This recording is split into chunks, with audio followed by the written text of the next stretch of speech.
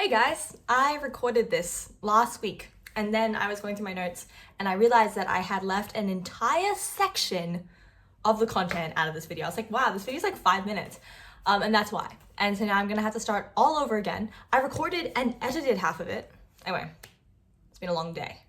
But today we're talking about the blood vessels. The other week we talked about the cardiovascular system, but we really only talked about the cardio system because we only really talked about the heart. But a huge part of the cardiovascular system is the vascular side, which is the vessels. Today we're going to be talking about those. There are 3 types of vessels that support the heart: the arteries, the veins, and the capillaries. Our arteries carry blood away from the heart, hence A, and veins carry blood towards the heart. I don't have a mnemonic for that.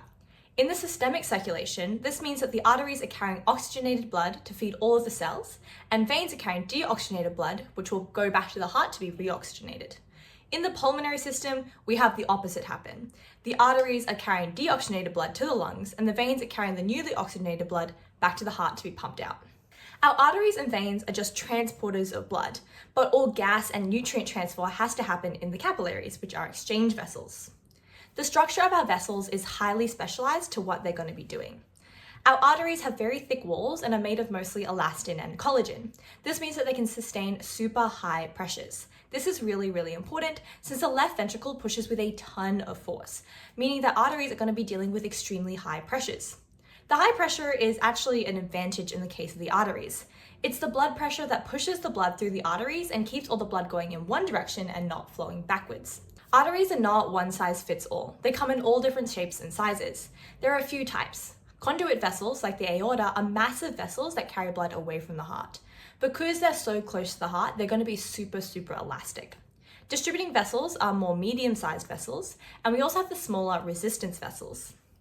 We call resistance vessels arterioles. Arterioles are small, but they have relatively thick walls that are lined with smooth muscle. The smooth muscle can contract and relax to change the size of the lumen. This changes the vascular resistance and controls the amount of blood that reaches the capillaries that are on the other side of the arterioles. The changes in diameter are controlled by the sympathetic nervous system and other local chemical environmental factors. By this, I mean things like the metabolic rate of the organ. So when there is increased tissue metabolism, the arterioles are going to dilate and bring more blood to the organ so they can use more energy from that oxygen. Arterioles are all about resistance. So if we're going to be understanding how this affects fluid flow, we need to be looking at this equation here. This has Q, which represents flow, equals the pressure difference divided by the resistance. The pressure difference is the proximal pressure minus the distal pressure. In a normally functioning vascular system, the pressure should always be sufficient to ensure enough blood flow to an organ. Resistance is calculated using this equation here. Resistance equals 8 times length times viscosity divided by pressure times radius to the power of 4. We can see from this that the resistance is inversely proportional to the radius of the vessel. This means that a tiny change in the radius is going to have a massive influence on the flow, and that's how our arterioles control flow, by changing the radius of their lumen. At the end of arterioles, we have capillaries. These are called exchange vessels and they're the smallest of all blood vessels in the body. They're often made of just 2 cells, which are connected and kept together by a basement membrane. Between the 2 cells is a pore, which is very small and allows the movement of substances. Capillaries only allow certain things to cross them, and it's going to be dependent on the product's solubility and molecular size, as well as the capillary surface area, the temperature of the environment around the capillary, and the endothelial thickness that needs to be traveled. Fluid movement is controlled by Starling forces, which is the hydrostatic and oncotic pressures in the capillaries and the interstitial fluids.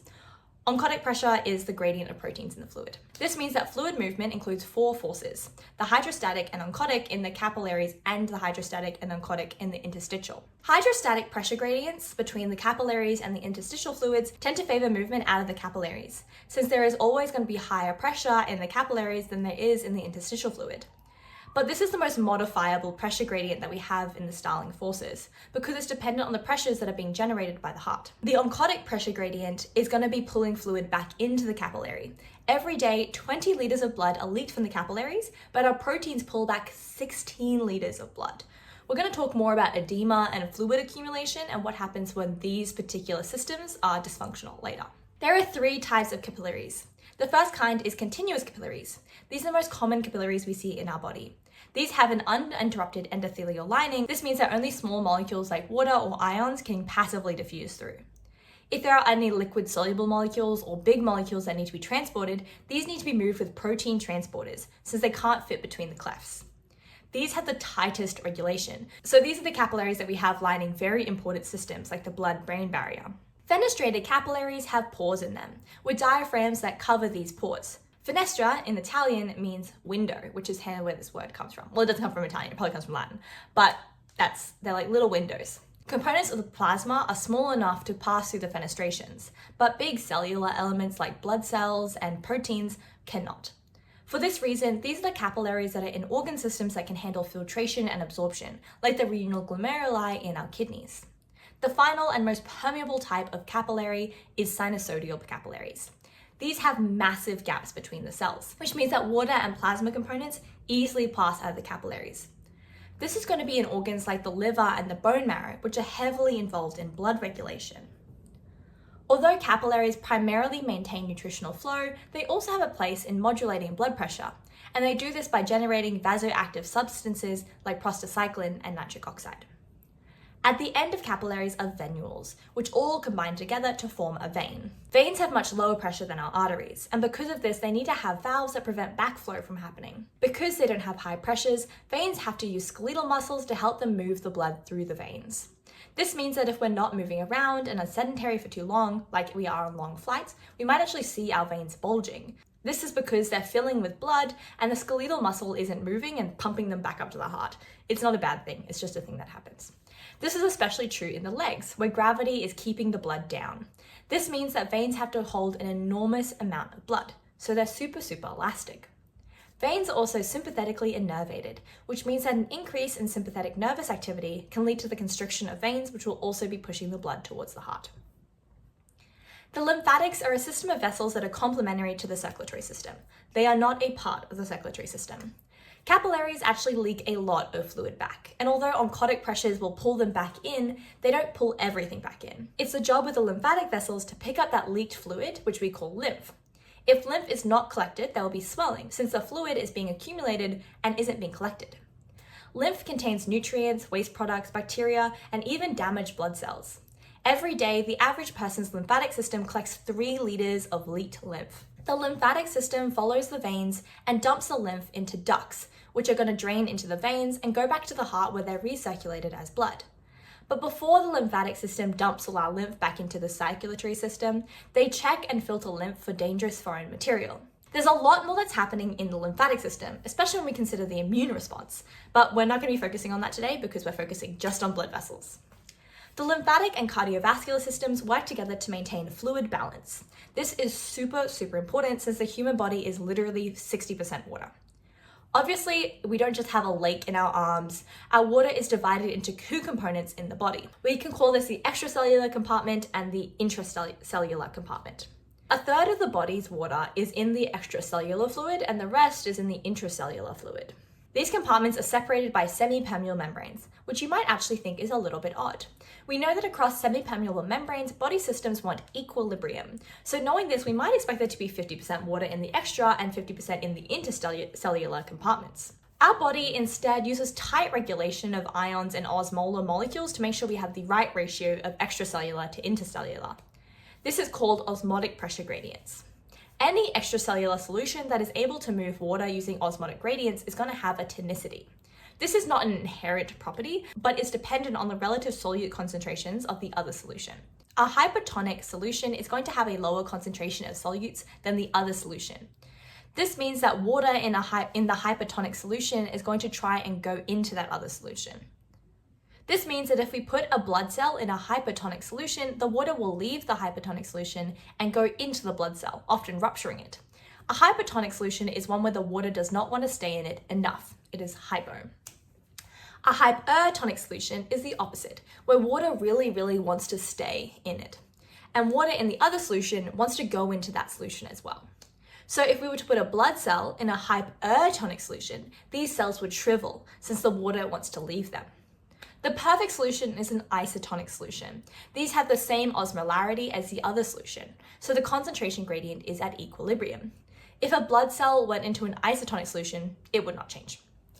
When the tight regulation is disrupted, we get an edema, which is an accumulation of fluid in the extravascular space. Some edemas are benign and tend to resolve by themselves, but they can also be caused by serious medical conditions which need medical attention. One medical condition that can cause edema is venous insufficiency. This is caused by venous backflow, which will stop the normal flowing of blood back to the heart. This leads to pain and edema in the lower limbs.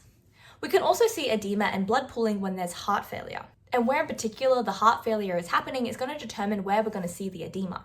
For example, if there's right heart failure, then there's going to be edema in the lower limbs. Left heart failure means edema in the pulmonary circuit, which is super dangerous and can actually be fatal. Edema can also be caused by medications, such as heart medications like clonidine, beta blockers, and calcium channel blockers, also some antidepressants like MAO inhibitors and trazodone, and some pain medications like pregabalin, gabapentin, and NSAIDs. We treat edema first by trying to fix that underlying problem, whether it's venous insufficiency, drug misuse, or another kind of condition. But we can also reduce salt intake and use gravity to our advantage by keeping the legs raised or using compression socks. We also have a couple of drugs that we can use to treat edema.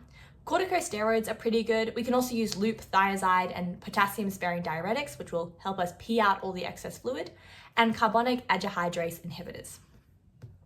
Like with any homeostasis in the body, the regulation of body fluid compartments is going to be about the input and the output of water. Under normal circumstances, the only way that we can input water is by drinking water and eating water in our food.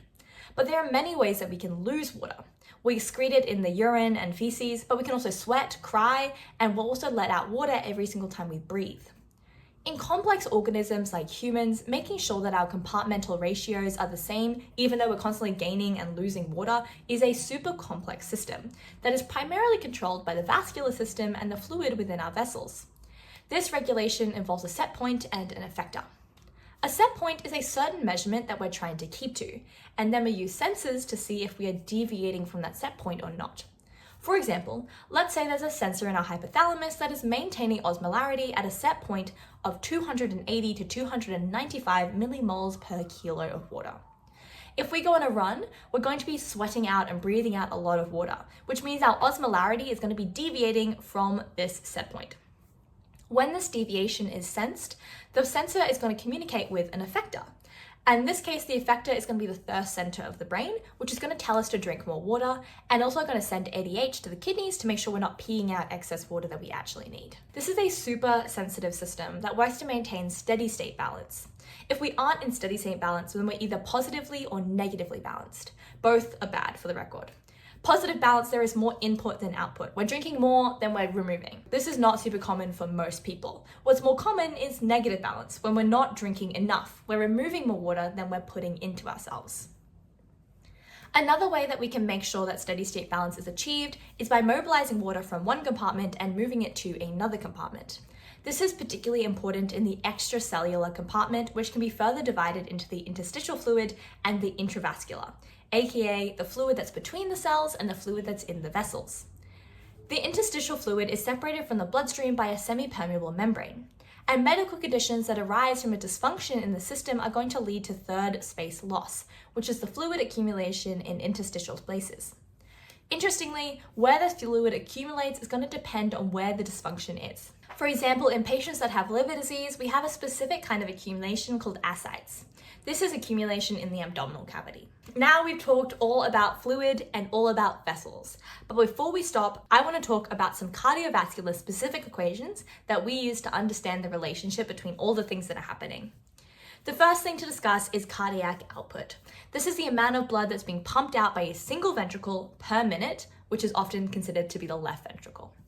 To find the cardiac output, we need to know the amount of blood that is being ejected per beat, which is called the stroke volume, and the amount of beats per minute, which is the heart rate. This means that cardiac output is equal to the stroke volume times the heart rate.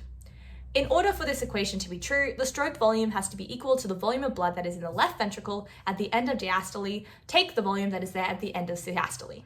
This is pretty intuitive. The stroke volume is obviously going to be equal to the volume before the heart pumps, take the volume that is left after the heart pumps. Duh.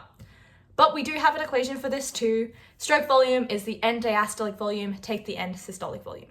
What we really need to understand though is Frank-Starling's law. This law states that the stroke volume of the left ventricle will increase as the volume of stretch increases. There is some intuitive truth to this where it's like obviously the more that is in it, the more it's going to be able to pump. But it's also due to the elastic properties of the ventricle. When large volumes of blood stretch the walls, it makes it pump more forcefully. Like when we stretch a rubber band further, the recoil when we release is going to be so much more forceful.